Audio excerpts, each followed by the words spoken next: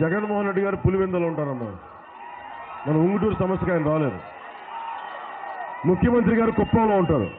పవన్ కళ్యాణ్ పక్కన భీమవరంలో ఉంటాడు. ఆలోచించుకోండి. మీరు ఏ గట్టును ఉంటావు, ఆ గట్ట ఈ గట్ట మీరు ఆలోచించుకోండి.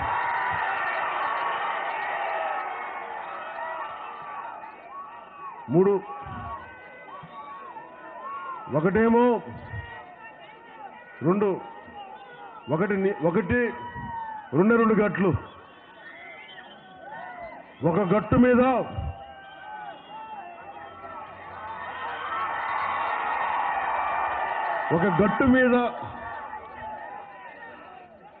భూ కబ్జాలు రౌడీ మోకలు చేశావు. రౌడీ మోకలు ఇంట్లో పినతండ్రి చనిపోతే, వివేకానంద రెడ్డి గారు చనిపోతే వేలి ముద్దలు చెరిపేసి, రక్తం మరపలు చనిపేసి, గుండెపోటుతో చనిపోయారు అని ఒక సగం రోజంతో చెప్పి, తర్వాత గొడ్డలతో నరికేశారని చెప్పి ఇంకొక తర్వాత చెప్తే, అలాంటి కుటుంబం నుంచి వచ్చిన వ్యక్తులు ముఖ్యమంత్రి కావాలా?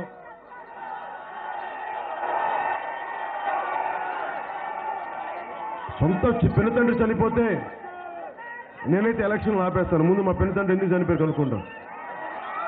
భయం వేయాలి. అలాంటి వ్యక్తులు ముఖ్యమంత్రి కావాలనుకుంటున్నారు. ఆల్రెడీ కేసులు ఉన్నాయి ఆయన మీద. నేను కేసులు కోర్టు పరిధిలో ఉన్నాయి కాబట్టి కోర్టు నిర్ణయించాలి వారు దోషులా కాదనేది. ఆరోపణలు ఉన్నాయి, 1000 కోట్లు దోచేశారని చెప్పి జగన్మోహన్ రెడ్డి గారికి. వారి పినతండ్రిని అత్యంత దారుణంగా ఎవరో చంపేస్తే ఎలక్షన్ల స్వార్థం కోసం గుండెపోటని చెప్తే ఎట్లా? అది దారుణం కదా. నేను జగన్మోహన్ రెడ్డి గారిని ఒకటి అడగాలనుకుంటున్నా. మీరు హత్య చేశారు మేము అంటల్లా.